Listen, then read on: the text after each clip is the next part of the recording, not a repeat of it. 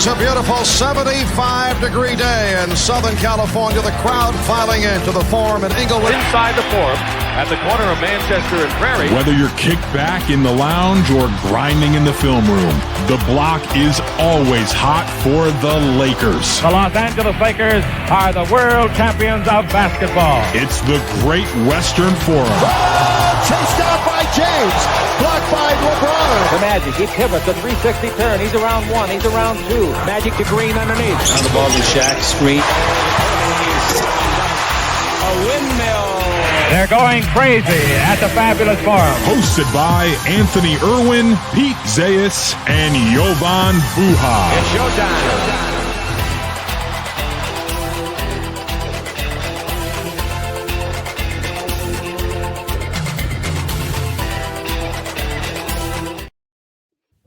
Welcome, everybody, here to the Great Western Forum. I'm Anthony Irwin, joined, as I always am for these special episodes, by Jovan Buha of the Buha's Block, by Pete Zayas of Laker Film Room. Today on the show, we are going to be having a fun one. Well, it would have been a little bit more fun had the previous game gone a little bit better.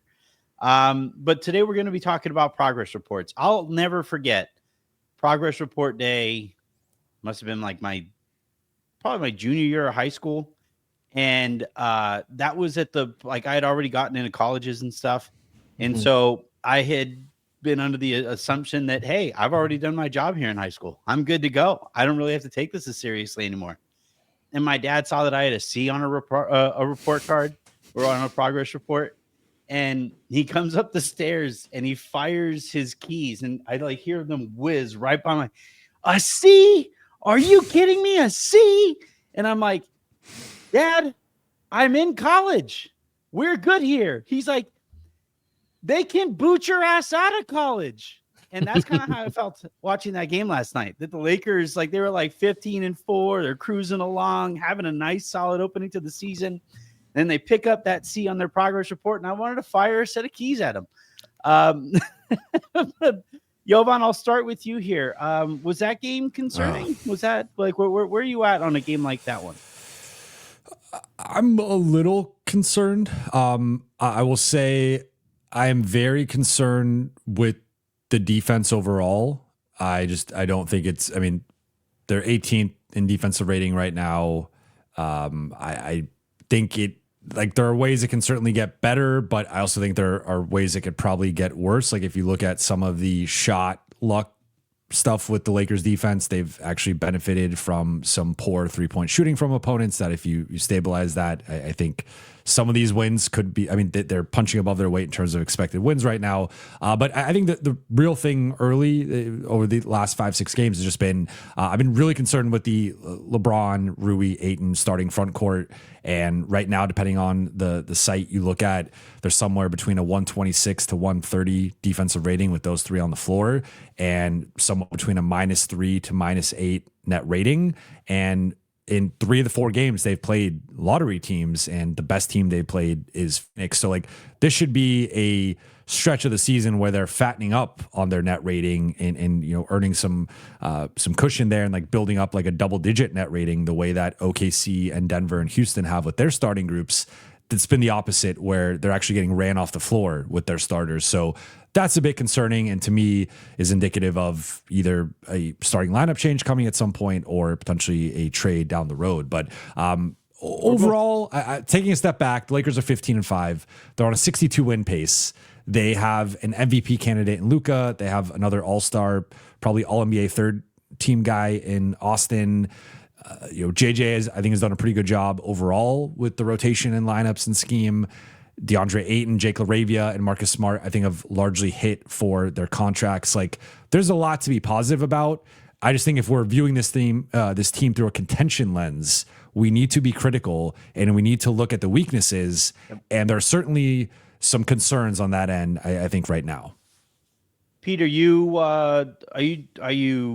how are you reacting to that game? Are you overreacting, underreacting, trying to avoid one or the other? I think it's the kind of thing that you have to take seriously, but I also think it's the kind of thing that it's very easy to go off the rails with too. Absolutely. No, I think they were due for a letdown on some level. And I also think that when you play too many bad teams in a row, you can kind of get dragged down into bad habits that you don't get punished for until you Especially play given the way they score.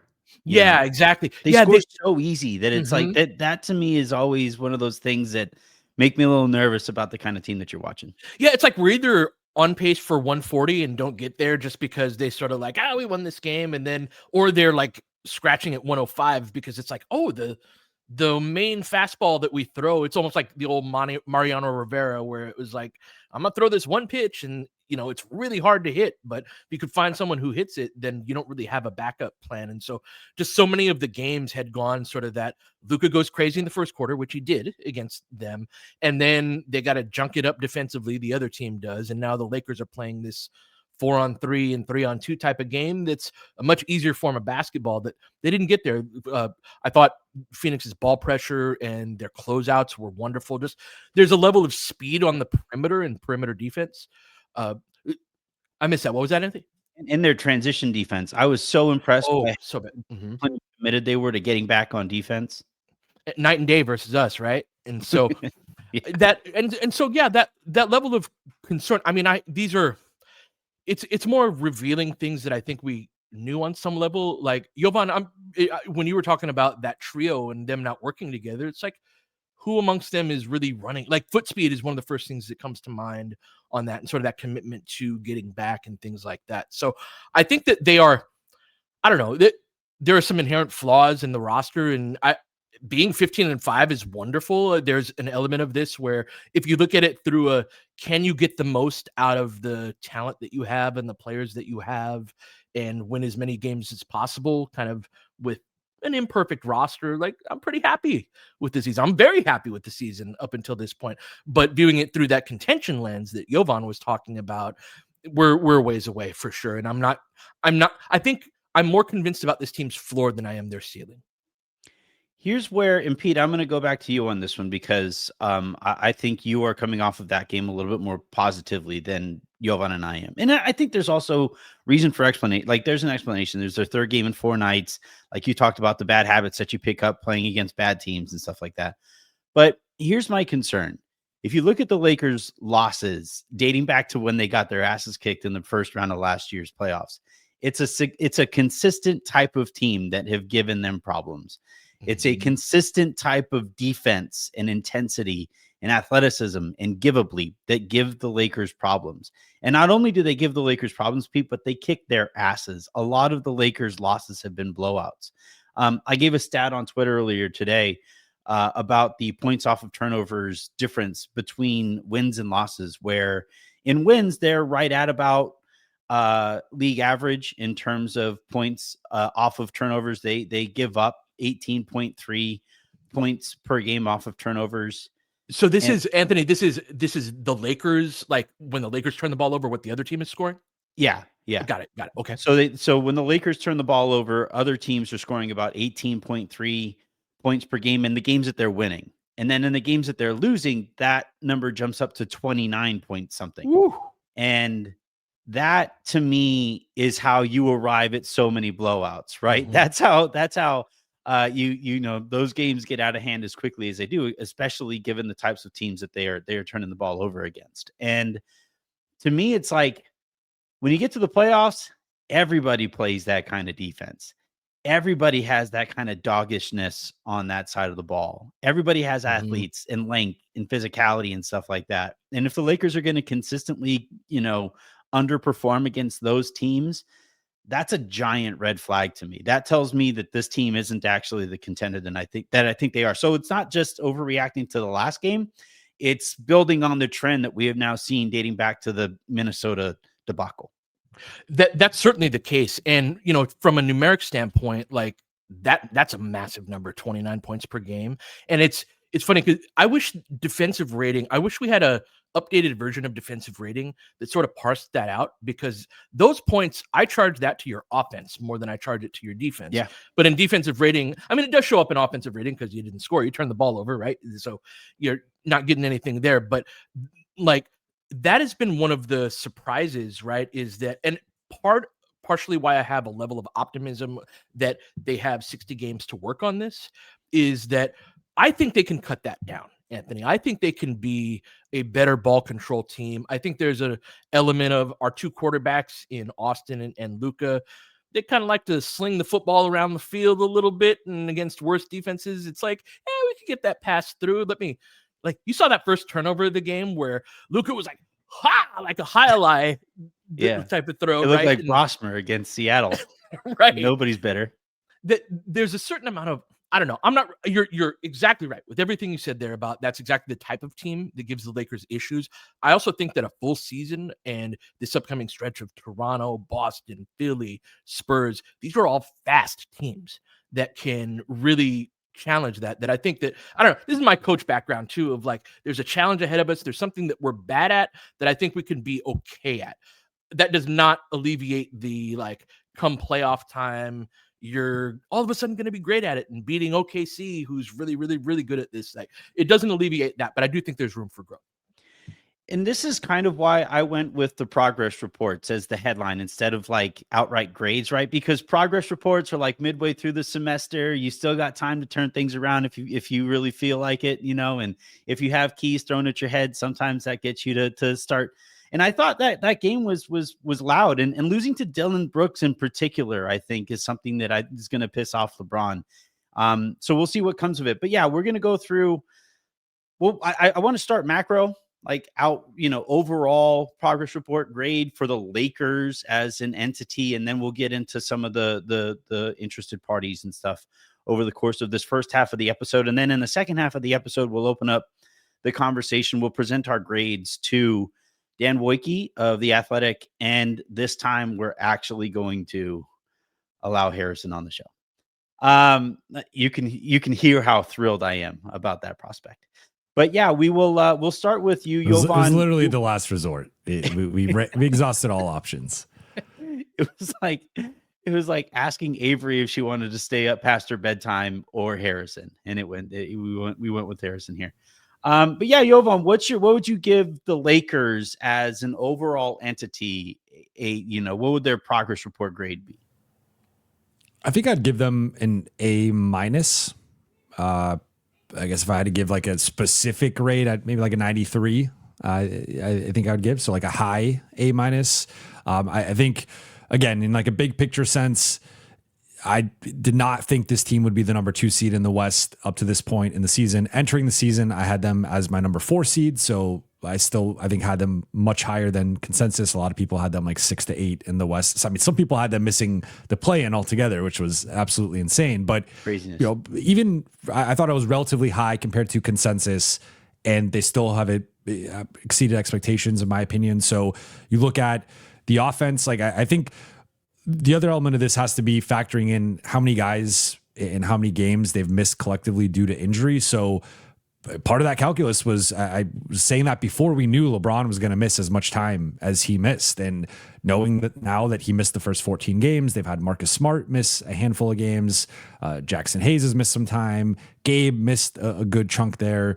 They've been without at least half of their rotation for some time here and even missing Luka for a few games and Austin for a few games. So the fact that they've been able to win some of these games being shorthanded, I think of the Portland game in Portland as one of the signature wins of the season with how shorthanded they were. Overall, I think they've been pretty much close to their ceiling. If we want to nitpick something, I would nitpick they are 11-1 against teams below 500, 4-4 against teams 500 or better. So they have been beating a lot. You don't control the schedule, so you play who's in front of you, and they haven't taken care of business. But the record against the above average to good teams has been a bit shaky, and that's something I'm very interested to see over the next 4 to 5 games here of the road trip. Then they play the quarterfinals rematch against the Spurs. Then you get a rematch against either OKC or Phoenix. In either way, whether you win or lose, you're playing one of those teams again. So the next 5 games to me are going to be very revealing. But through the first 20, I think A-, very, very good start for LA. That's exactly where I'm at as well, Anthony. That really everything Jovan said there. I had hoped they'd be 11-4 after the first 15 games. And his point about not factoring in, LeBron's going to miss pretty much all of that, and they're still hitting that marker. And then I thought that that's where the easy part of the schedule was going to stop, basically. But then the Clippers and Dallas have had their wonderful seasons so far. And then you look at the next four ahead, and it's like, wait a sec, we could be 15-4. And so when they hit exactly the markers that I hope they would, I've got to be happy about that. The one thing that makes it an A- rather than a full-fledged A is I do think there are elements of this team that are more regular season based that will get exposed in the playoffs. Like, my biggest thing is I think they need to be building out more defensive looks than they have. And it's really been more of a focus on, we're going to try to get as good as we can get at this veer switching scheme and all of that. That I think that when a team gets more than one game to play against that in a row, they're going to start picking that apart. And if we don't have backups to that, it's going to be tough. So that's more of a long-term thing, that the manifestation of that won't happen now. But that's the only thing that I don't think they've done well so far. I'm overall happy. How about you, Anthony? So this is where I feel like I kind of have to grade on a curve. And in that, so in a vacuum, completely agree with you guys. A-, absolutely. Makes a whole bunch of sense. They've shown as much as we could have possibly asked for them to show to this point, given the injuries. It wasn't just LeBron. Luka's missed some time. Austin has missed some time. Marcus Smart is currently out, and so even Ayton has missed a couple of games here and there. So the Lakers have figured out a way to kind of tread those waters to the tune of a very solid start in a Western Conference that you really need to rack up wins. So in a vacuum, totally happy with what we've seen so far. And this is kind of where my own expectations kind of changing for this team because of some of what we've seen from them, especially since LeBron got back, kind of plays against them to a certain extent. My expectations have raised. I think that this team has what it takes with a couple of tweaks, with a roster move here and there, to compete for a championship. And if they are competing for a championship this year, I can't put them in that A range. It's the struggles against better teams. It's the struggles against physicality. It's the lack of defense and sometimes a lack of attentiveness as well. So I would say that, I would put them in the B range if we're talking about them as a championship contender. A- though, given everything that we could have possibly asked for from the actual basketball team we've had in front of them. Does that make any sense there? It does. The one thing I'll ask to the group, though, is that we've kind of all echoed they've done everything that we've hoped at this point. Why isn't it a full-fledged A? Full-fledged A? Yeah, like just rather. So your point about them being a I see what you mean, right? You see what I'm saying? It's like fine with that. Yeah. You know what I'm saying? Like, I'm curious. I throw that to you as well, Jovan. Kind of is it just the defense that kind of knocks that down for you? It's the defense, and also it's LeBron. In like his role so far has looked a little weird to me. Like that game against Phoenix where he really had to push to get to 10 points late in that game, which was hilarious. That was one of my favorite moments of the Twitter season so far. I was like, he might not do it. It's like, guys, he was able to play through a high ankle sprain after Solomon Hill dove into his knee to get to 10 points. I think he was going to do it against the Suns. But yeah, LeBron's role to this point, there's acclimation that's part of it. There's him getting his legs underneath him that's part of it. But it hasn't quite looked right, both in the sense of like him and Luka interacting offensively, but also one of the things that I thought we would see is he would take a foot off of the gas a little bit offensively and then reallocate some of those energy resources to defense. And I thought he's kind of floated around on defense too. So it's like that makes me a little nervous. And if 1/3 of your big three is still kind of trudging along, that's why I would have it at an A- personally. Jovan, where you at?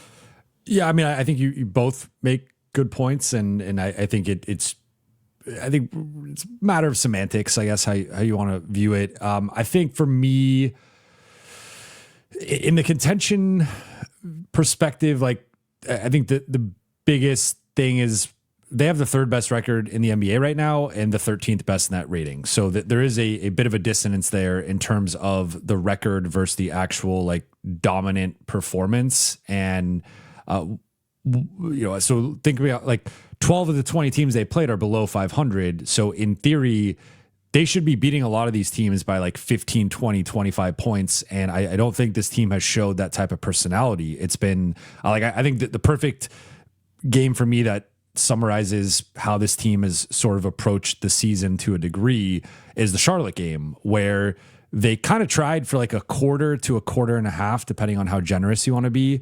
And it was just enough to get a double-digit win in Charlotte, but they kind of screwed around in that first half. They tried, had a great third quarter, and then had some nice moments in the fourth, and that was just the difference for them. Whereas we are seeing OKC be up by 30 points like multiple times this season. During warm-up. And Denver and Houston are also blowing teams out pretty regularly.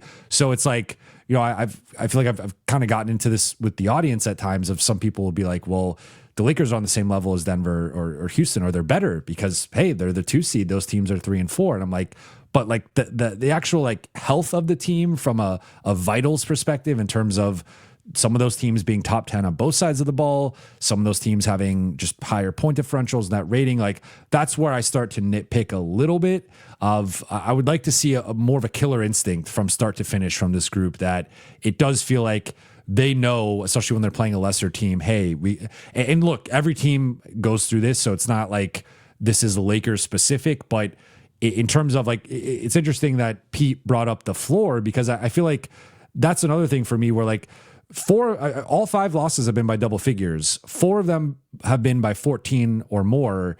Houston has 1 double-digit loss this season, and even that was if you go through the game, it was actually a close game until the last few minutes. It was a free throw situation where they ended up losing by 11. Denver has yet to lose a game by double figures until last night, but that was another game that also went down to the wire that due to free throws and stuff, they ended up losing by 10. So like, those 2 teams are in every single game or blowing out the opponent. The Lakers do have a few blowouts, but they've also been blown out in, I would say, 4 of their 5 losses. So like, there's a little bit more variance there that I would like to see more consistency overall from this group. Let's dive into individual progress reports here. And I'm going to start with the guy that all of this is kind of swirling around, and that is Luka. I have thought he's been really bleeping good. I think he's right there in the MVP conversation. I have him at a solid A to, if you want to give him an extra gold star and give him an A+, I'd be fine with that too. Pete, where do you stand on Luka?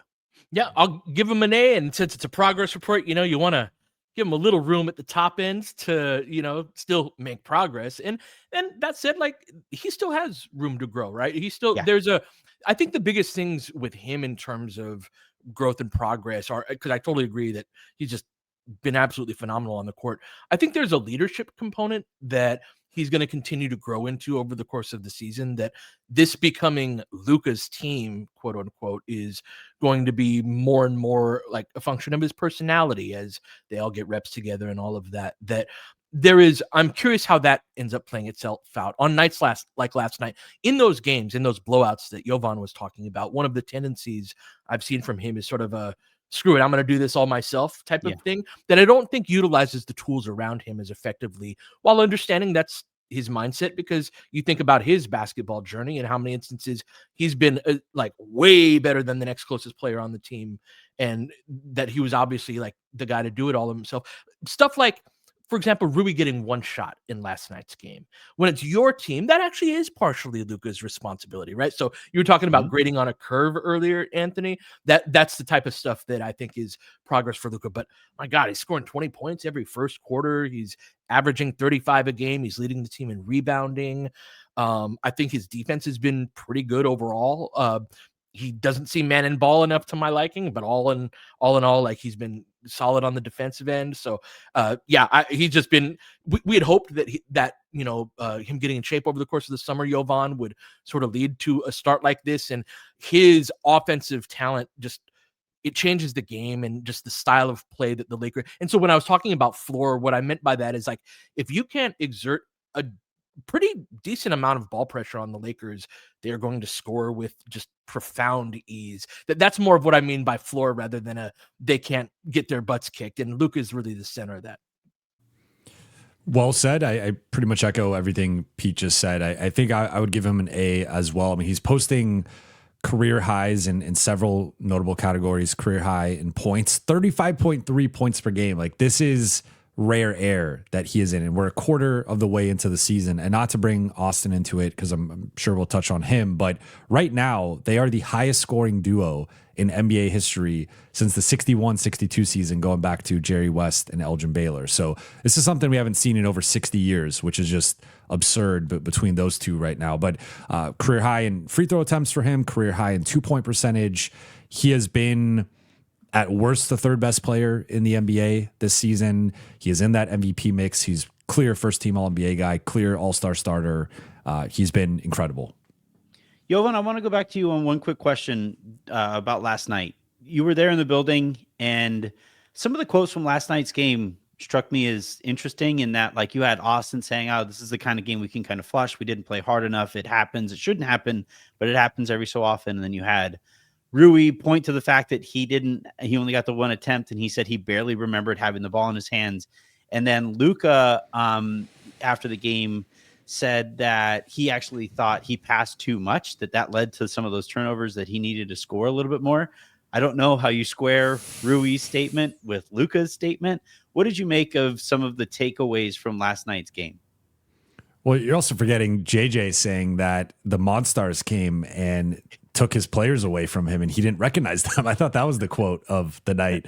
I will say for Luka, he did take accountability on the turnovers and said 9 was way too many, and he put the loss on him. So he embraced and accepted and took the accountability that I think you want to see from the leader of a team. I do agree that everyone had their own perspective on why they lost, which ideally everyone's like, sometimes there will be the game where like OKC, everyone was kind of on the same page with just, this was a complete and thorough ass whooping. Whereas this one was a little bit more fractured in terms of the perspectives. But I mean, I think based on how they've been playing, I understand them kind of flushing this one and just being like, hey, this was more of a one-off. To your point about Luka and him, like, Phoenix was doing this cat and mouse game in the pick and roll with their drop coverage, where they were almost inviting him into the paint, into either the mid-range area or the rim, and then leveraging Mark Williams. But also with their speed and athleticism and ability to rotate, they were also taking away those dump off passes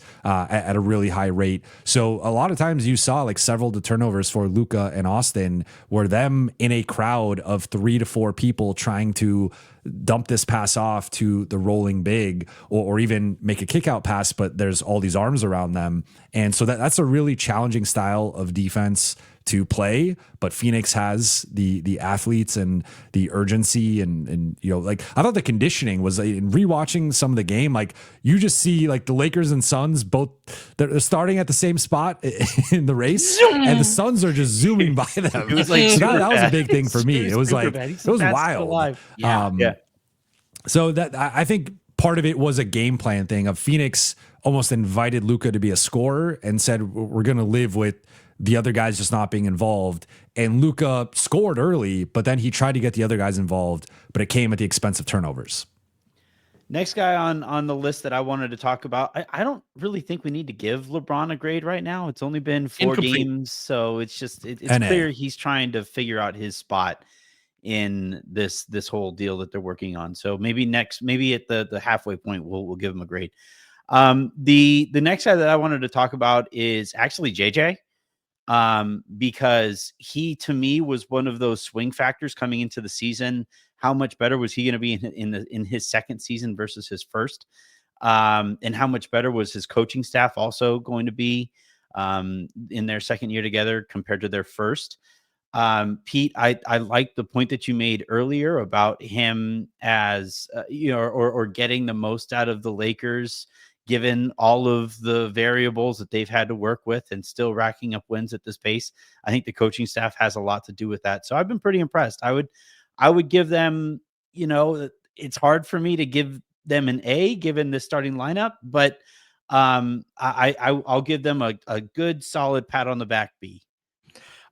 I've got them at an A- with the starting lineup, and I agree that it should be Marcus. They should make a change. I also think that this is a all in due time type of thing, in that I do think they needed to put some games on tape. And if the numbers that Jovan was talking about with the starters earlier bear out over the course of this Toronto, Boston, Philly, this upcoming stretch against better teams, I think at that point you can go to Rui and you can make a change that's more difficult to make when you're in a 7-game winning streak, for good or bad, right? And so to be continued. This is a progress report that the grade can go down, right, if we're still having this conversation about the starters in 30 games. But I guess that's my way of saying it's not what I want, but I understand kind of the timing of it and kind of where it's at in that respect. I think Redick's made a leap this year. I think that he's done a fantastic job of winning the game in front of him. When you think about, from a coaching perspective, the in and out in terms of guys being healthy or not, and kind of what it takes to win that game that night, that Portland game where they scratched out that win, and it's like Marcus Smart is a ball handler and he's just launching himself as a torpedo at the basket to it's been relative to whoever he's had available that night. He's altered his style of play enough to I've really appreciated that. There's not a ton lineup wise where I'm like, we've stuck with this for too long. That's, we've talked about the starters, but all in all, I think he's got a good feel for lineups. Really, the one thing that knocks it down to the A- is the point I made earlier about, I think the Lakers need to be developing more defensive looks, a broader variety of that. Where are you at on this, Jovan? I'm in between here in the Goldilocks situation. I'm going to give them a B+. I think a couple big things for me in the positive column have been Lakers culture.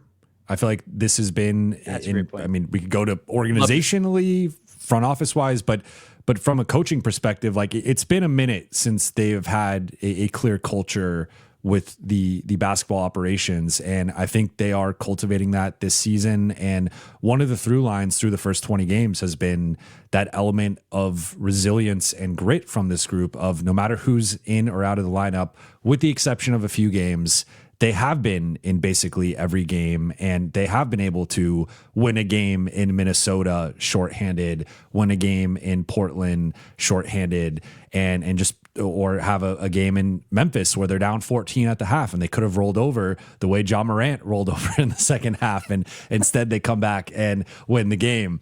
So like they've shown a level of resilience and culture, and like I think this is a group that genuinely likes each other. They get along. The bromances with Luka and Austin and Luka and Rui, and I just think this is a good group that all are in sync with one another for the most part. And so that to me is like not even like on the court necessarily, though I think it has obviously displayed itself on the court, but just from like a locker room culture, practice, all that stuff. They had the Porsche event with Luka. They had the pickleball tournament that they had. Like all these little things I think add up and are just a big part of what the Lakers are trying to build. So I think that's a big thing. Then you look at Luka having a career year, Austin having a career year. I think they've used DeAndre Ayton really well. We've seen the flashes from Marcus and Jake. And like overall, I do agree with like the general framework of things. However, here's where I knock it from an A or A- to a B+. 8 of the Lakers' top 11 lineups right now have a negative net rating. And that's where I do disagree with Pete a little bit of, well, I think it all stems from the starting group, and then it trickles into certain lineup combinations that just have not worked. So like the 3 lineups that have worked are all kicking ass and have worked well. And that's why the Lakers overall have a positive net rating, but they are playing some lineups that I think just haven't really quite made sense to me. And to Pete's point, I think going into the season, we knew there were concerns with the defense, with the athleticism, with the speed. And I haven't seen the problem solving to those specific deficiencies to, at least to my liking, where I didn't need to see Rui, DeAndre, and LeBron together to know they were going to be bad defensively. Sure. I already knew that going into the season. And now we've seen it. And it's probably been a little bit worse than I even thought.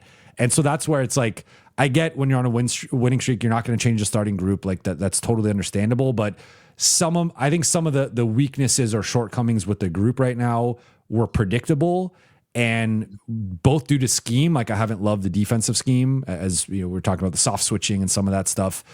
And then also the rotation and phasing out Vando, not giving Adu a real shot during a weaker stretch where like you could have played Adu more against Utah. You could have played him against the Clippers or Mavericks. It was weird. It was just like, he played him against Milwaukee and then he's been a garbage time player. Otherwise, it's like this was the stretch to see what Adu was made of. And now if you play him on the trip, now you're kind of throwing him into the fire in like a tough road environment, which could, pay dividends, but it also could set him up to fail. So I don't know. I haven't loved some of the things with the rotation and some of the problem solving with some of the weaknesses. Like the strengths have been great, but I do think some of the weaknesses, it's still TBD on how they solve those. Yeah, that's part of it, is that like some of the problems that we have seen were predictable and they're still there, and now, like you said, Pete, there's time obviously to iron some of these kinks out and see where the rotation looks even 5 games from now. I thought JJ Redick gave a really telling quote before yesterday's game when he was asked about Vanderbilt, and he said, it's hard to tweak a rotation when you've won 7 straight. And now they've lost that one game and they lost it in pretty embarrassing fashion. So maybe we will see something. The one thing, the one point that I meant to make earlier and I didn't regarding JJ Redick is I still think he's too dogmatically committed to spacing, and everything just kind of revolves around that. And I thought it was really telling, and maybe not the move I would have made, that Kleba and Dalton got the minutes when Marcus Smart. I even almost started to say that like a Bostonian when Smart got hurt. Like it was just I thought that was a move I wouldn't have made personally. So what I'm hearing both of you guys say is that you want Vando in the rotation, or because basically Vando and Thero are the personnel answers to foot speed, athleticism type of stuff. Is that the specific that you're looking for? Is to kind of a reinsertion of Vando? When Smart has been out, when like just with Smart out, I agree. I agree with that. I think the healthy rotation we've seen with LeBron, to me, is that they're 9 best players. Like the starting so Vando's out of plus that, but if Marcus Smart, LaRavia, Jackson, Gabe, I agree. Now, Gabe's technically been the 6th man, and that was not like when we had the Rui Marcus discussion. Part of my concern was if Marcus moved to the bench or was coming off the bench, the minutes would be a factor, and he's actually, for whatever reason, maybe due to the back, though JJ has not put it on the back specifically. He's been playing. He's the 9th man right now by minutes, when they've been healthy. So that's a little concerning for me of like, it's one thing to not start Smart, but Gabe has actually been leading the bench in minutes, not Marcus. And I think would be curious I think we'll probably touch on the starters maybe at some point here with the progress report, but like, I'm almost wondering if JJ, we've had Marcus versus Rui, but with Marcus dealing with the back thing, is Gabe the guy that JJ turns to and views as the 5th starter moving forward? Like, he seems to be ahead of Jake in the rotation. Like Marcus was out there. They could have played Jake as the 5th starter with no Marcus, no LeBron. They went with Gabe. I feel like he's kind of shown a proclivity to Gabe over Marcus. So, and Jake. So it might be Gabe, which I vehemently disagree with. Yeah. Last one before we take a quick break and welcome Dan, Woike, and Harrison Faigen into the group here. Austin, honestly, this is a pretty straightforward one. This is a straight A+ for me. He has been everything that we could have possibly and realistically hoped for, and then some. Quite frankly, he's been an all-NBA player by almost every measure. Should be an all-star, lead vote getter. He'll be popular here with the Lakers voters. My vote is an A+. Where do you stand, Jovan? I'm at an A, and maybe this is a little too nitpicky, but I think I get it in my chat and the super chats and just the audience reaction of Austin is under a microscope due to the contract situation and due to the performance against Minnesota last postseason. And the fact that I would say his 2 worst performances of the season have come against the 2 best ball pressure, speedy perimeter groups in OKC and Phoenix. I think that does continue the narrative. Like, I'm already getting it again. Trade Austin. He doesn't fit with Luka. Like, he sucks. He should come off the bench. Like, all this stuff. So I think he does have some demons that he has to overcome. Of, like, again, he's going to get a shot at one of those two teams again next weekend. Can he have a better performance and not look like someone who's being rushed and sped up against their defenses, and someone who has a clear limitation against that type of defensive team? But that all said, he's posting career highs in points, rebounds, assists, steals. He has leveled up. To me, he's the most improved player in the league. I thought that 2 weeks ago. Nothing has changed in the 2 weeks since then. He's part of the highest scoring duo in over 60 years. He's, for me, a clear all-star and also a third team All-NBA guy. So again, like, grading maybe a little critically, I'd knock him from an A+ to an A, just because of, I do think, like, we know Austin's a good player. We know Austin, I think he's a great player now, and he puts up numbers in the regular season, but how does he fare against some of the teams that the Lakers will be facing deeper in the season? That is ultimately TBD, but so that knocks it down a few percentage points for me.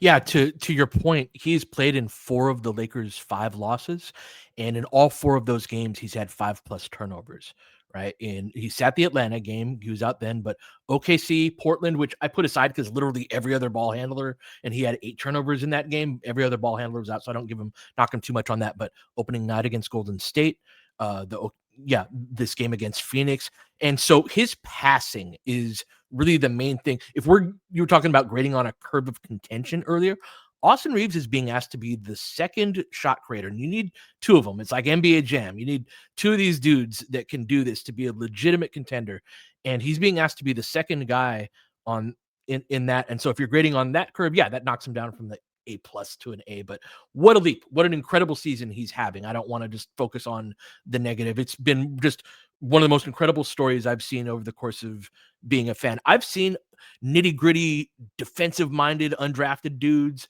make it, and I'd consider kind of the current GOAT of those guys, Ben Wallace, to be, 4-time DPOY, but to be an on-ball 28-point-per-game guy and not get drafted, like, one of the most incredible things I've seen. It's also insane that he's never got mentioned really for most improved player at any point in his career. Don't get me started on this. Never finished higher than 5th. Lakers don't win shit when it comes to these awards. They don't even think of the pretzels that, like, voters will, like, twist themselves into to not give Lakers credit is always kind of funny to me. All right, let's go ahead and take a quick break here, and when we come back, we will be welcoming Dan Woike of The Athletic and Harrison Faigen of My Worst Nightmares.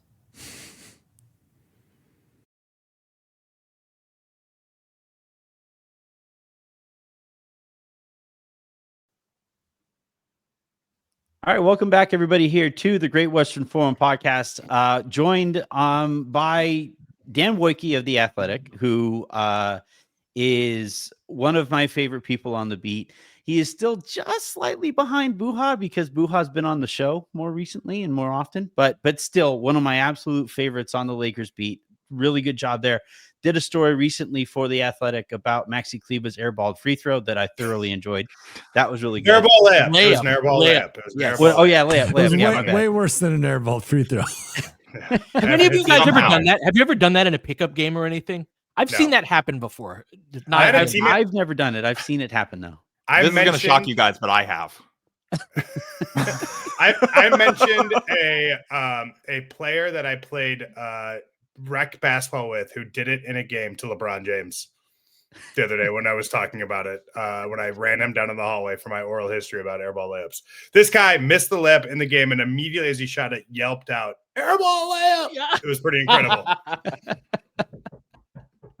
Did LeBron think you were talking about you? Like, yeah, I have a friend who did it. Like, I know a guy. LeBron yesterday. This is crazy. This is a good LeBron inside story. So after everything yesterday, I kind of went to everybody who participated in the story and said thank you. Like, some guys who didn't play were in it. Like Jared Vanderbilt, I like chased him down in the hallway. He was in the story. And I was thanking everybody. There was a lot about airballing layups. Yeah. And LeBron was like, Tyreek Evans did it once too. And I like Googled it. Sure enough, against the Lakers, the first year LeBron James was on the Lakers, Tyreek Evans airballed the layup. I don't think that remember was a breakaway. If I'm not like it was Sam, course it was LeBron almost remembers it, exactly though. as it was almost exactly like the Cleaver play. Yeah. Harrison, you are joining us of SB Nation and of Vox, and also a bi-weekly guest here on the lounge. How you holding up, bud? I'm doing all right. Welcome to the show. You're actually on the show. Yeah, I was as shocked as you were, and it's cool to be here with three of like the top Lakers creators, and also Anthony. I love that. Guys, this looks like a JJ Redick lineup. By the way, I just want to put that into the The Great Whites. It's officially snow time on the forum. Right. I texted Harrison, "Hey man, do you want to come on the pod tonight?" You were like, "No, actually." Like, really? Like. All right, so we'll go ahead and dive on in. Well, in the first half of the show, Pete, Jovan, and I gave out progress report grades, and I specified that it is progress reports because this is the quarter point of the season, not the halfway point when you would get an actual grade for your semester. And so far, we sat with the Lakers at about an A minus or so, B plus A minus for the season. We have JJ Redick and his coaching staff right there between a B and an A minus or so. We have Luka Doncic sitting anywhere from an A to an A plus, and then we have Austin ranging anywhere from an A to an A plus as well. Did not give LeBron James a grade because he has only played in 4 games. One thing that I was gonna that we weren't able to get to, and actually, Dan, I'll start with you here on this one.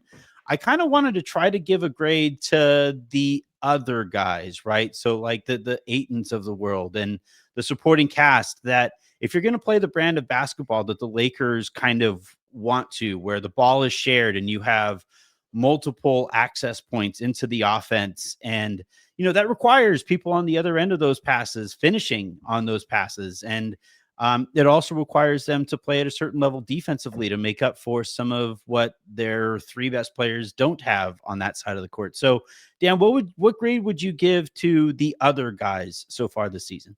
Yeah, I mean, I think when I look, let's just start kind of, I'll lump DeAndre Ayton and Rui Hachimura in together as players the Lakers will never probably call that many plays for, maybe 1.5. And I give them both A's. I think that is an incredibly hard job to play alongside ball dominant players. One of my favorite cliches that is rung true on virtually every team I've covered is that like the basketball is energy. And that's like you want a bunch of different guys touching on different possessions. That's why passing is so important to a team's rhythm. I years ago wrote a story about PJ Tucker and his ability to stand still on offense and what a skill that was, to just stand with your hands up and be ready and watch just James Harden do this for 20 seconds and be ready to shoot. Rui Hachimura is awesome at that. And he has been very, very good at that, I think, and progressing positively. And that's why I'm so bullish on him as a Luka Doncic offensive fit. The defense is his own thing. It's the other side of the ball. I wouldn't say it's 50-50, but it's probably, 35% of the equation, 40% of the equation for me. And then I think the DeAndre Ayton thing, just in terms of relatively, like he's had a bad game. He was rough in the opener, and really since then, by and large, has just been a revelation for them. Does not miss 5 to 14 footers ever, and has been a good spirit in the locker room. I give both those guys have been amazing fits. Ayton to me kind of symbolizes everything that this season has been. Like all of his successes, you can kind of trace back to people going out of their way to make sure he has those successes. And I think it's been really cool from like a human standpoint to see a guy who the Suns had kind of quit on. The Portland Trailblazers never really were in on, right? They traded for him and it was like, yeah, we'll see what you can do in the post Dame era. And then they kind of showed him the door. This is the first time basically since his like rookie season, or since, they got to the finals with the Suns, that a team legitimately cares about him.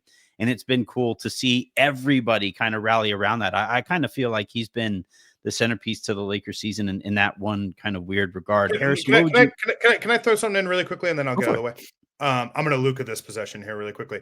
I think like the other thing with Ayton is like, to your point, I think it started as sort of like a, hey, let's show this guy we like him and we care about him and we love him. And I think it's sort of grown to like a real affinity for his quirks, for I think quirks is the right word, right? Like just little things. I don't know if you guys have noticed, like when they show the interviews after games, the soundtrack in the locker room, like When the night. Yeah, exactly. Like that's Ayton. If you look at like the songs players are posting their highlights to now on Instagram, it's like My Way. It's like all like classic, like radio, like oldies, for lack of a better term, right? And does this mean they're going to win a championship? I have no. This doesn't really matter in that scheme. But I think for a player like this who raises their ceiling so much, right? And probably if it goes poorly, also drops their floor. Yeah, I was gonna say. Like I think what started as like sort of an intentional thing has grown into a more organic thing. And behind the scenes, I think that's been really kind of fun to watch. Like, Austin Reaves at one point told me, like, like he'd heard all this stuff about DeAndre and things like that. Like we all had, we've read them and different things like that. That it's been like the opposite experience in terms of likability, workability, personality, and stuff like that. And I think one, credit to DeAndre Ayton for doing what he needs to do to win and be selfless. And two, credit to the Lakers for allowing him to be kind of his wacky self. Wacky will be the nice word that I will use. It's wild, but they've embraced it, and I think that's good. Yeah, I always joke with Harrison that DeAndre Ayton feels like the guy who says a bunch of funny stuff and then asks other people after the room empties, like, "Hey, why was everybody laughing at that? I didn't think I said anything." Harrison, what grade would you give to the other guys here in on this Lakers team? Yeah, I mean, I would say you can't spell Ayton without A, and that was also the grade that I would give him. He's been really good. I have never done. I talked about this a little bit last week with the Kamenetsky brothers, but like I've never done a quicker 180 on a player from thinking like, oh, this guy's like a loser. Like if you go back, if Pete goes back in our text messages over the summer after the Ayton signing, it's just basically like probably like 30 to 40 screen grabs of like regrettable quotes in articles that he gave, or like funny anecdotes, or like I can't believe people are talking themselves into this guy. And then it took like 5 games and I was talking myself into this guy. And like I went from you cannot under any circumstances like get tricked by DeAndre Ayton and extend him a contract year DeAndre Ayton. And now I'm like, I think the Lakers should, lock him down if they can. This is the best. Well, I won't say the best center they've had in a while because AD, but Ayton almost said that the other day. Best non-AD center they've had in a while. And so, yeah, I just have really enjoyed the DeAndre Ayton experience like a ton. And he is, against sort of all odds, turned into the exact kind of center that I like. And it's just, the personality stuff that Dan mentioned too was like, again, I'm not in the locker room or anything like that, but the interview that he did with Mike Trudell, where Mike is explaining the rules of the NBA Cup to him in a post-game interview of an NBA Cup game. And DeAndre is reacting like he is hearing this information for the first time and like apologizing to Marcus Smart and being like, oh, like that's why you were yelling at me. My bad, dude. Like, I'm so sorry. It's wild. It's just no, they are wild. Like the interactions with Kobe Price are like some of the funniest things I've ever seen. Like Kobe will ask him a question. DeAndre will look like 6 feet down to the ground because that's how short Kobe is.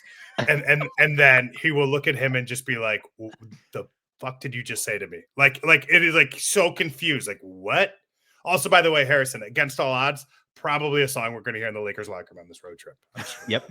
I would say so. Pete, I always kind of go back to your response when Darius first floated Ayton as an option to you. And you were like, abso-fucking-lutely not. Absolutely not, but looking respectfully. Well, so first of all, that was for when we were talking about DeAndre Ayton on a $30 million contract way before we did that. The title of that pod was Joe Barely Cares, because we were talking about old Joe Barry Carroll, number one pick in the 1980 draft, and kind of had that similar type of archetype. But no, his personality cracks me up. It's certainly, I'm sure, more charming when you're 15-5 than 5-15, and that is a story to be written, right? Like when they hit some struggles, I've seen him be very irritated. There were a couple times during training camp I was like, "Woof, that's good." So we shall see.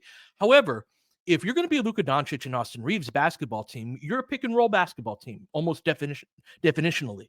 And every pick and roll ball handler needs a dance partner. They need that big guy to be able to screen, rescreen. And that's been the big thing for me with Ayton that I've really enjoyed, is he has a level of IQ and understanding of how to be a professional pick and roll player that I think part of Luka's efficiency, part of Austin's efficiency is credited to Ayton knowing exactly what to do in the screening game and being able to help facilitate all of that. However, to your question about the others more generally, I'm going to be a little more harsh in terms of grading, in that I've got them around a B. And the reason for that is what we were talking about in the first segment about how they've kind of fallen apart when they've faced a certain level of ball pressure and closeouts and things like that. Lakers are currently last in the NBA in passes per game. And part of that is because they are one of the teams, due to Luka being double teamed at half court more often than just about anybody in the NBA. The first pass in the NBA doesn't it rarely leads to, I don't want to say rarely, but it doesn't that frequently lead to the shot right off of that first pass. But if he's getting doubled at half court, it does for the Lakers more often than not, right? And so what I've seen with this Lakers team against OKC, Phoenix, even Atlanta, right, is when the first thing doesn't work, there's a certain amount of, what do we do now from here type of thing, that they've got 60 games to work on that, right? But that sort of reaction off of them, there's a lot of room to grow on that front, especially when they play good teams. Yeah, Jovan, what I actually find myself agreeing more with Pete quite a bit here in that, like, so far we have a starting group that has really kind of struggled together since LeBron has come back, and I think part of that is on some of it's fitting, but I also think some of that is Rui not necessarily excelling at some of the other things that he needed to excel at in order to make that unit work a little bit better than it has.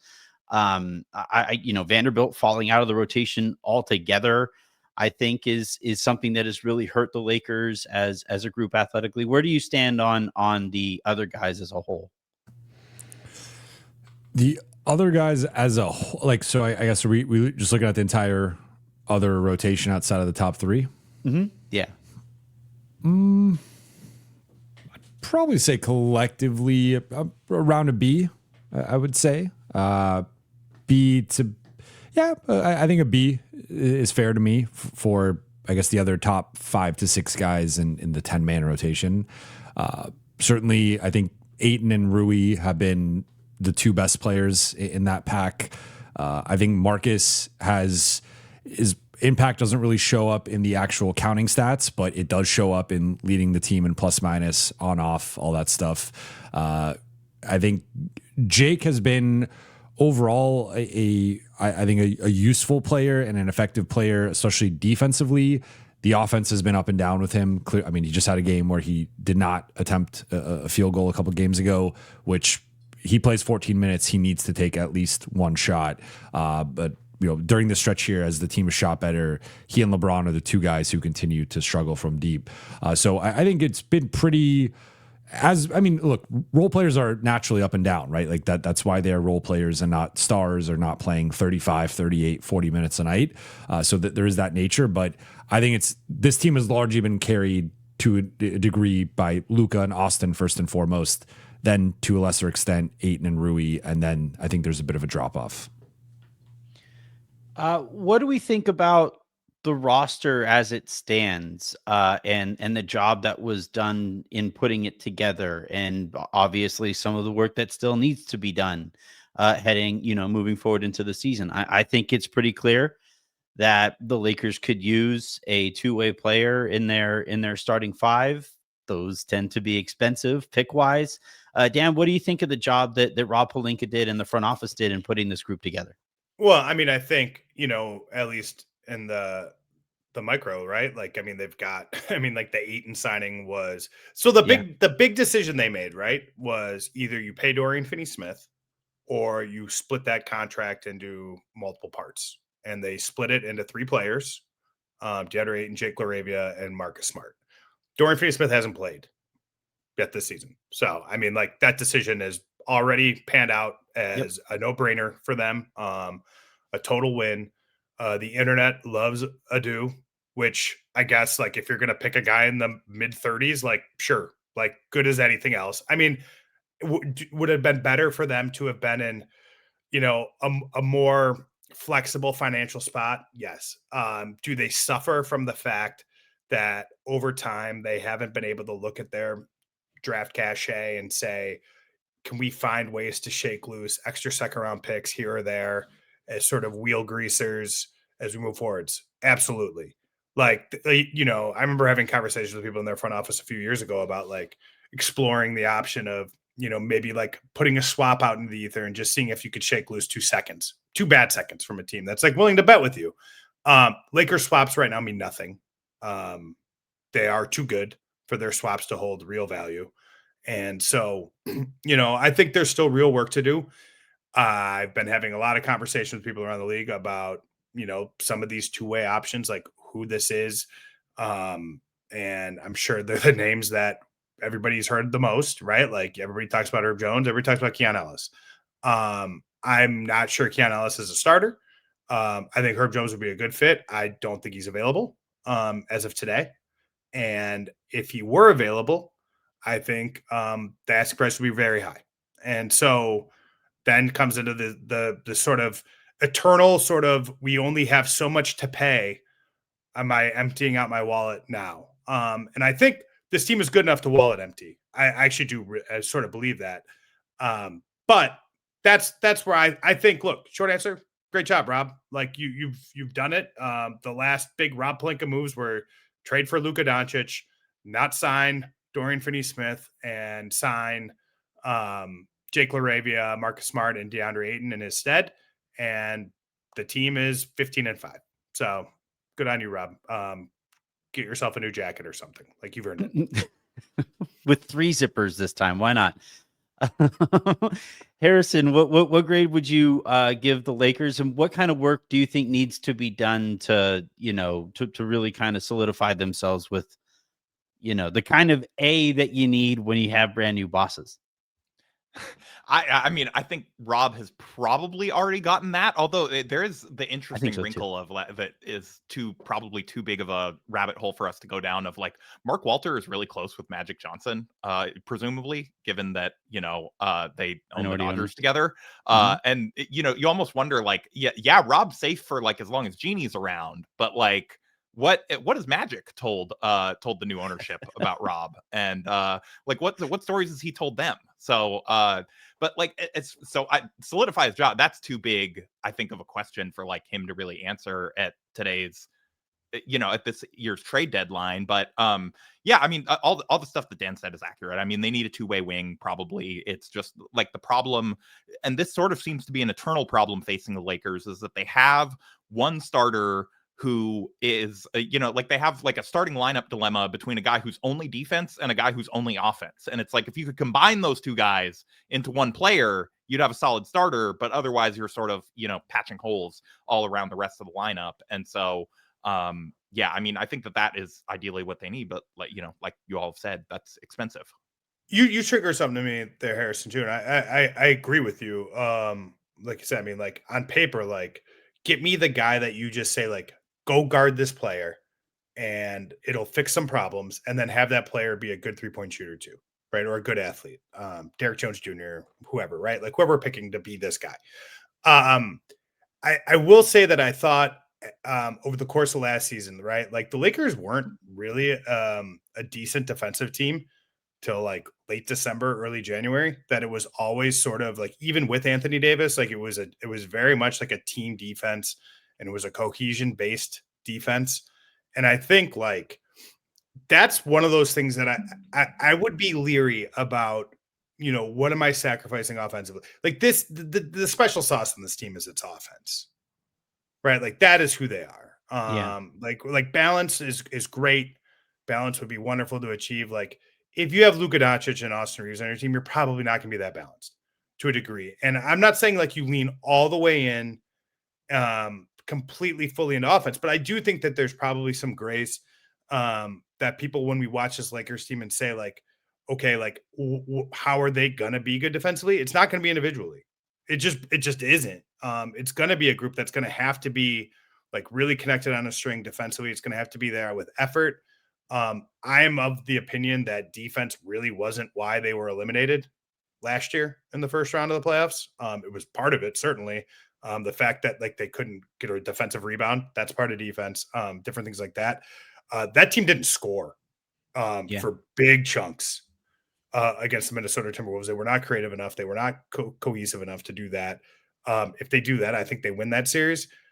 Whether or not that means they can win 8 more games in the playoffs is a totally different conversation.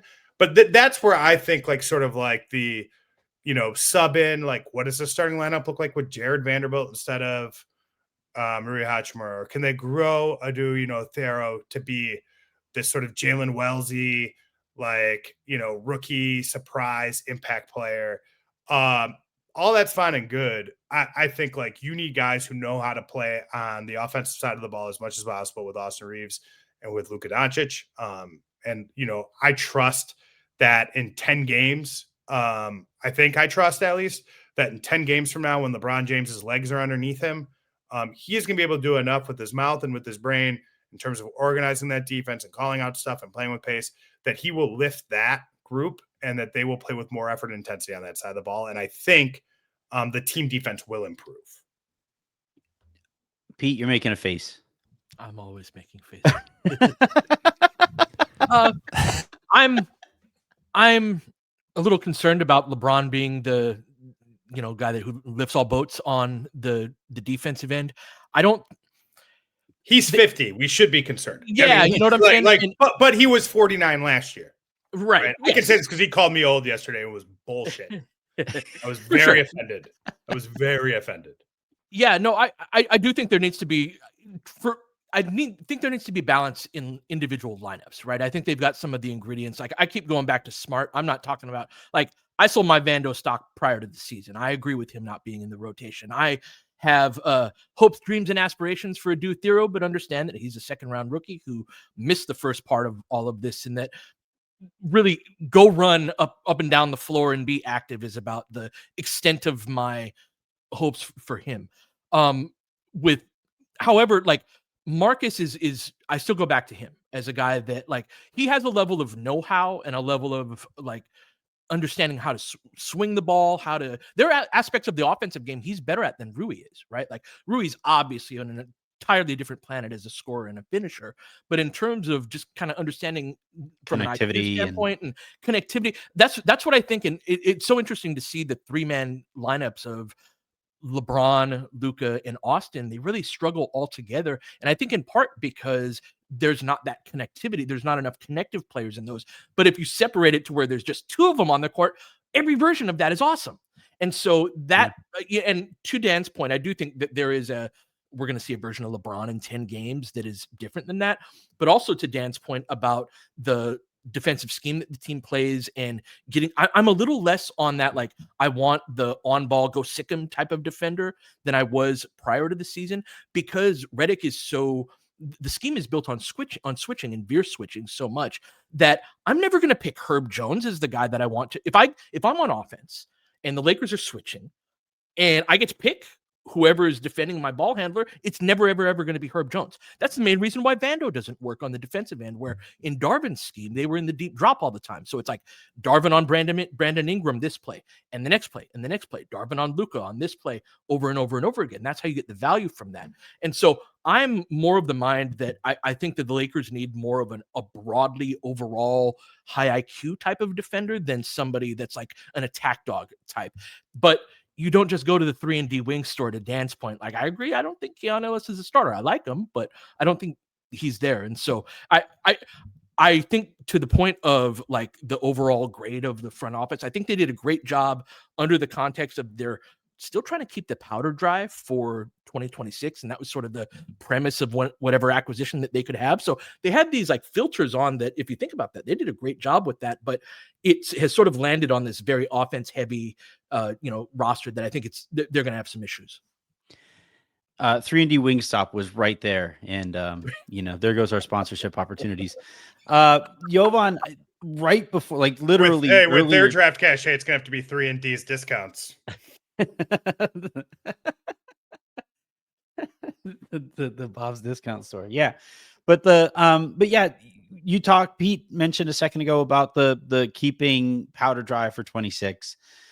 Earlier today, Giannis made news by scrubbing his social media clean of everything Milwaukee Bucks. Look, I'm just telling you guys right now, our audience would be pissed, and I'd be doing a terrible job as a host if I didn't ask you guys about this. But one of the things that the Lakers are going to have to balance from here on out for the rest of the season is going to be keeping a thumb on the pulse or a finger on the pulse of that story to figure out where that's going.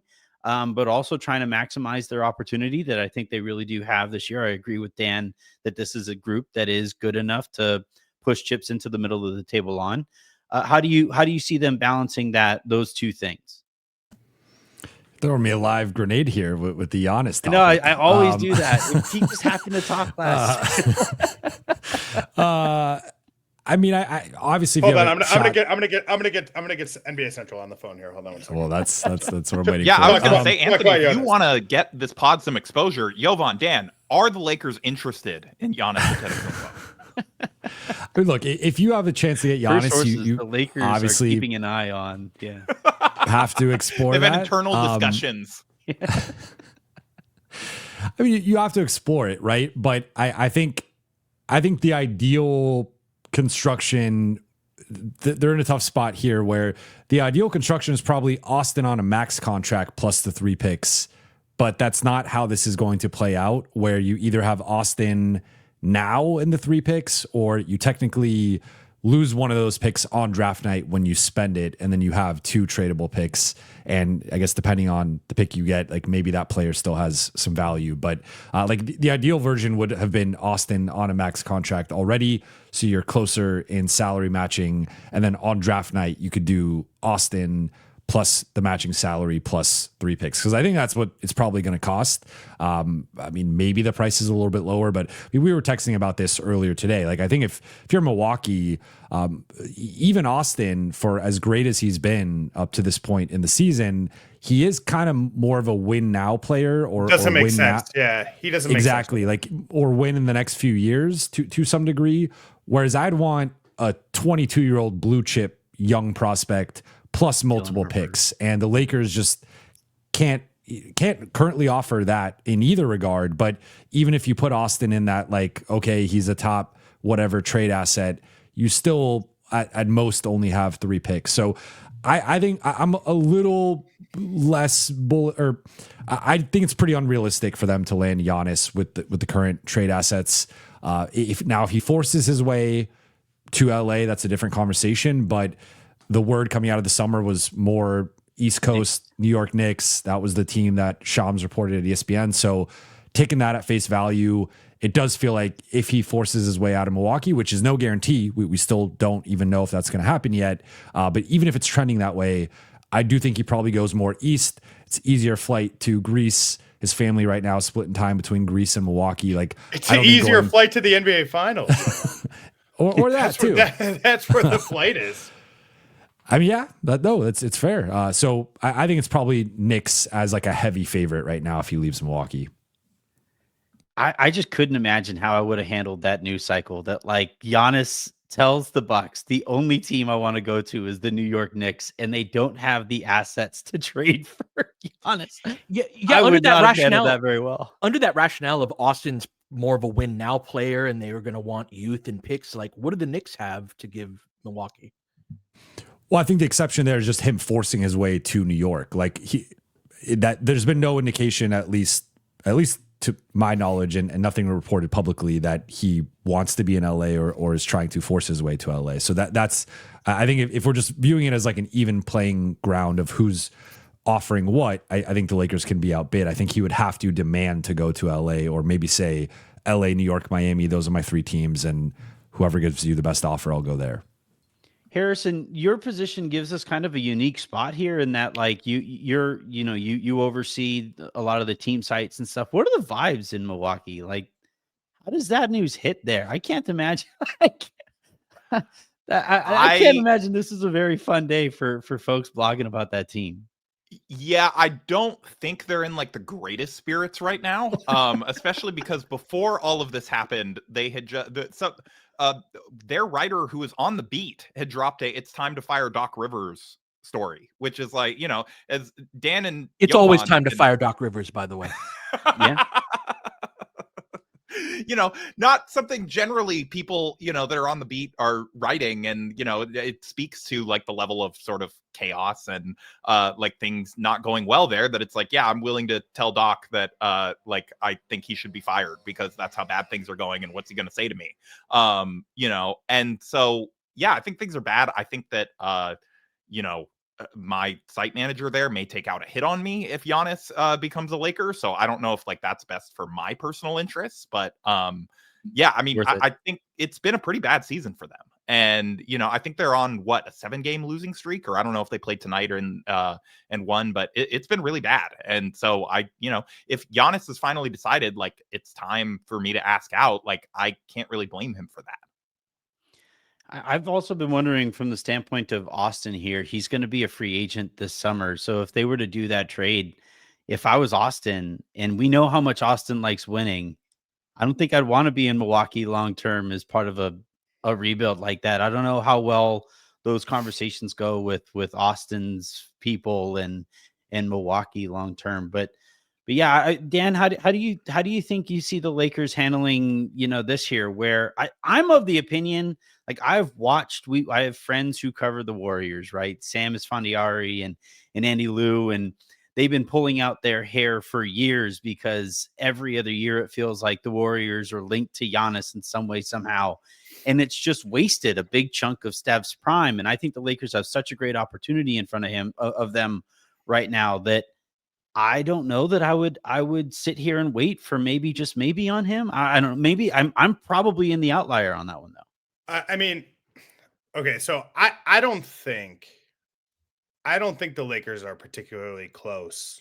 And it comes to like what they would have, like he would have to like really firebomb like his reputation in ways that he doesn't seem interested in or hasn't really been interested in to date. Like I think part of the Giannis mystique is that he's like pretty likable.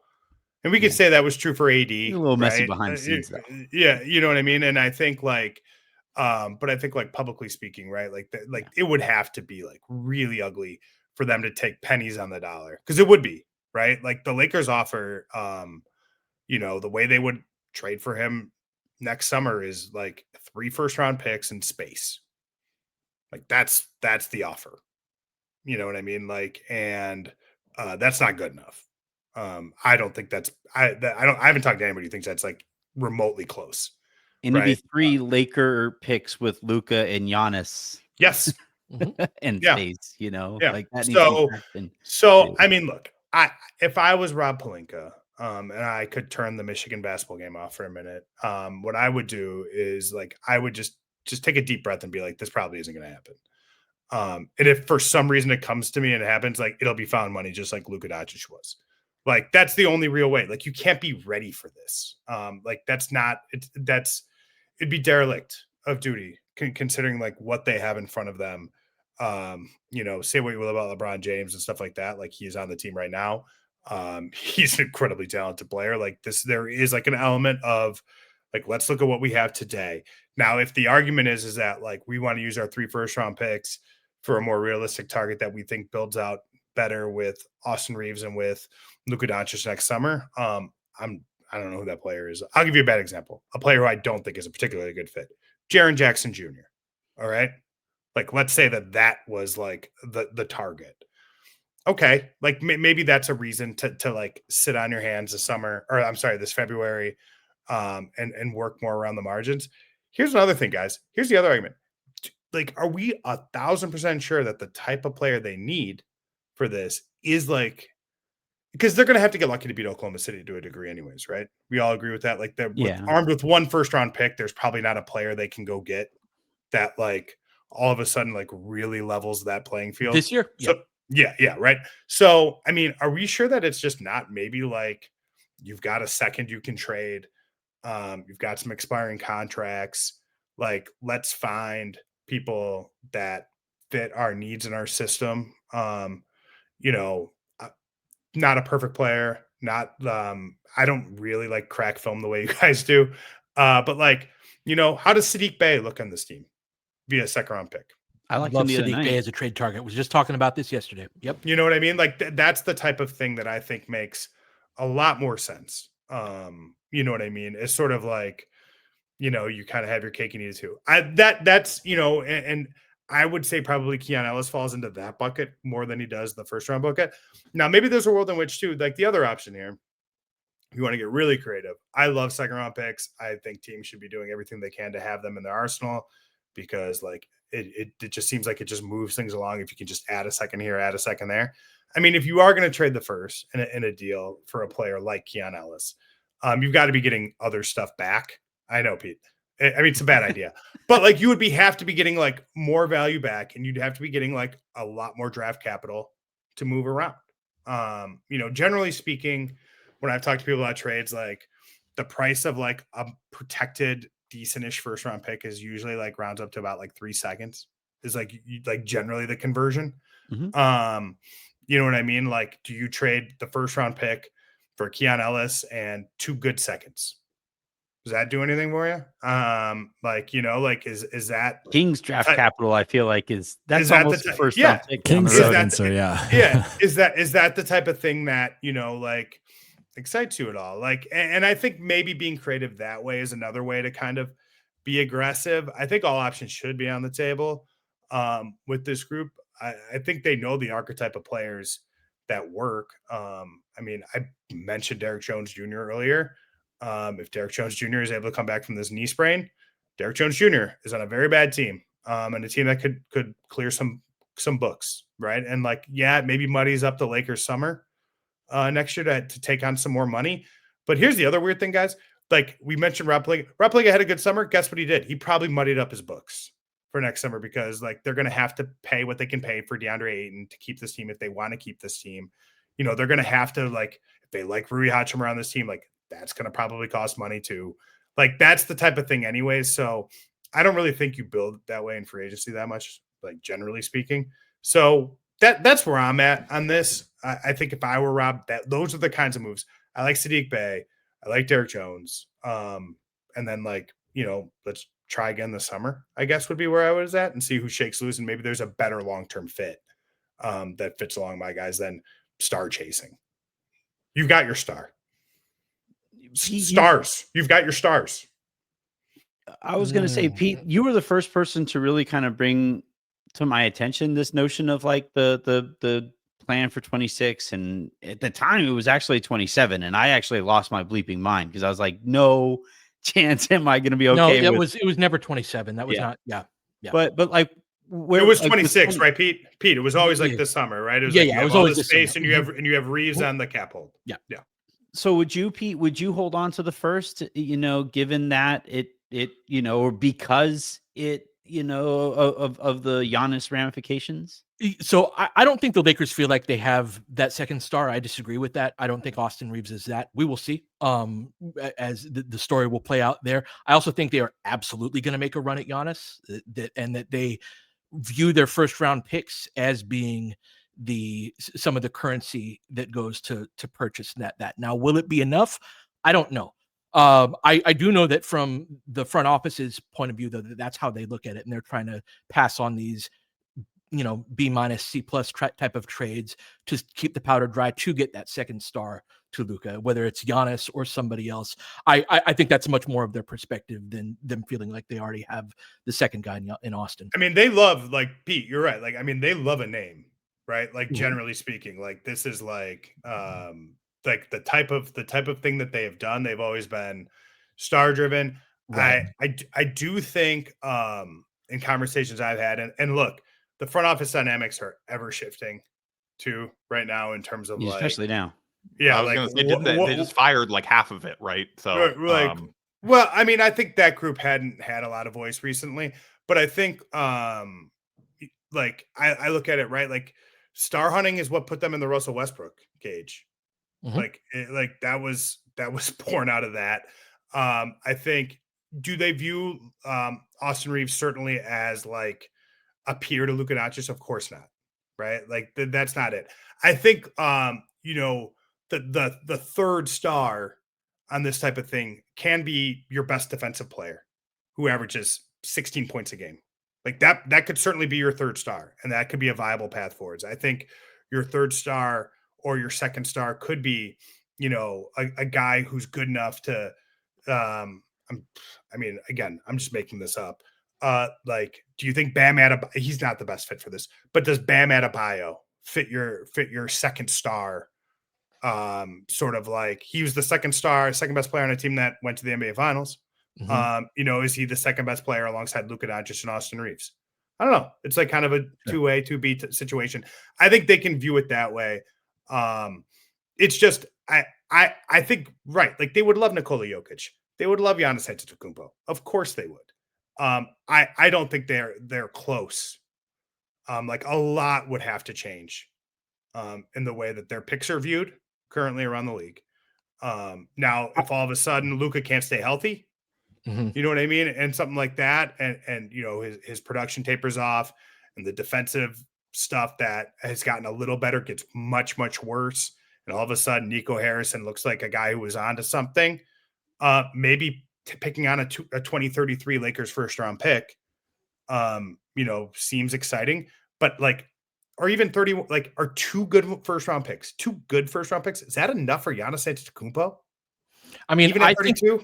I think in these type of moves, like the stars often are going to, dictate where they go. I don't think the Lakers, I don't think Lincoln and his people view them being as far away on Giannis as I told you 6 months ago, Anthony, that this was going to happen. They were going to make a push at Giannis and that this was going to go down. Now, are they able to get it? I don't know how it's viewed around the league. I don't think that matters a whole ton. I think it matters how Milwaukee views it and where they want to go with that. And I don't understand what New York has to offer in terms of picks or young players that makes them the like pole position for this type of thing. They have none of these assets that we're talking about either. And so I'm not saying that it's a high probability or anything like that, but I know for a fact that they're bite my tongue a little bit. They're going to go after Giannis because they are the Lakers, and they're going to try everything they can to make that happen. Well, I would also say that, like, just based off of recent history, whether or not a star wants to go to a certain team hasn't really mattered, honestly. Like, Dame wanted to go to Miami. He winds up in Milwaukee. How many years did he have left on his contract, though? What's that? The difference is how many years they have left on their contract. The guys who didn't have that leverage were guys like Dame and KD, who had many years left on their deal. Well, I just mean that, like, I just think some of these owners, these billionaires, don't particularly like employees telling them what to do.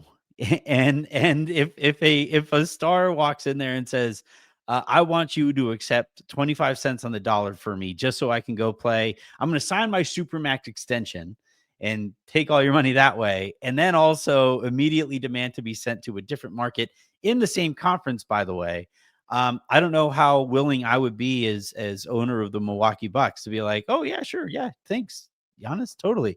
So at the end of the day, I think a lot of these teams are going to operate out of their best interests too. And if it comes down to, like, to Dan's point, if the Bucks are just going to operate in their best interests, yeah, the Lakers are technically in the same boat as the Knicks, but I think some other team would come over the top of what both of those teams could offer. This becomes OKC, Houston, and San Antonio. Oh my All God, three of those teams could easily surpass whatever the Lakers or Knicks could offer. I mean, also, if the Lakers are only offering into space and picks, like the Knicks can like offer OG Anunoby to a third team and shake it loose more stuff. They can offer Mikal Bridges to a third team and shake loose more stuff. Like they have those types of things. Now, I mean, like, again, like depending on, I don't really know what Karl Anthony Towns' value around the league is. It doesn't seem it's like particularly high. But does a team that needs a center, would they be involved in that type of a move, or a spacer, I should say? Would they be involved in that type of move and be willing to facilitate more stuff towards Milwaukee? That's the part of like where the space gets trickier. Now, like, look, if you are doing this in February 2026, when Austin Reaves is trade eligible and he's been an all-star and he has value beyond the Milwaukee Bucks, and maybe, maybe a Houston team wants him as an offensive creator, maybe that's how that works in some other way, right? Is sort of like a 3-team trade in that sense. I don't think, like, every time I've talked to teams about these types of deals, right? And granted, Giannis is at a different register than most of the stuff when I talk to GMs and different people. It's picks and players. That's like you want to go to ownership and say, here's the draft players, here's the draft picks we got, here are the players we have to show for it. And the Lakers can fulfill sort of half of that equation. And I don't even particularly think the picks are that good. Yeah. The other thing that owners will sometimes do is they'll when they trade away their franchise superstar, they'll do the thing initially where it's like, no, we're still competing. And that often is a mistake too, because then they just wind up turning around and trading the players that they got to still compete. Once they realize, oh yeah, that's right, Giannis was our competition.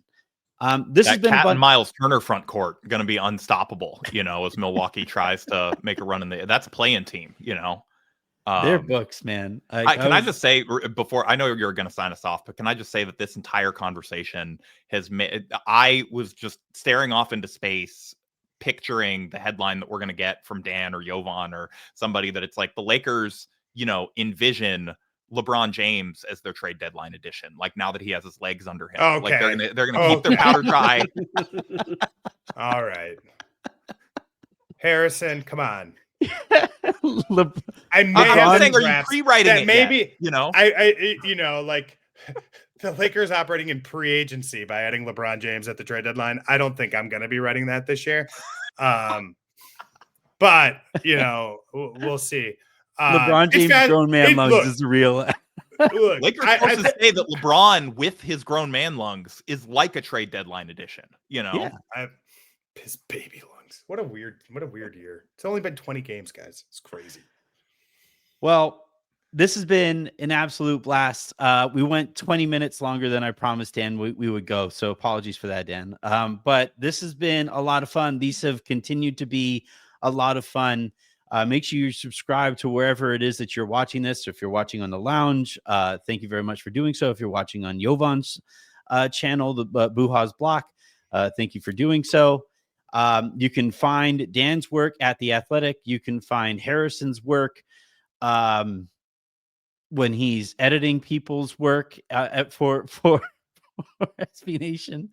And then you can find Pete's show, Laker Film Room, which has been blowing up recently. Pete, I'm just going to pat you on the back here, man. You and Darius have been doing great work. We get a look at the numbers every month, and you're freaking killing it right now. So congrats on the success of your show.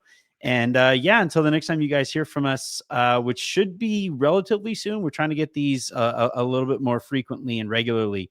Have a great rest of your evenings. Make somebody else's, and we will talk to you guys whenever we do.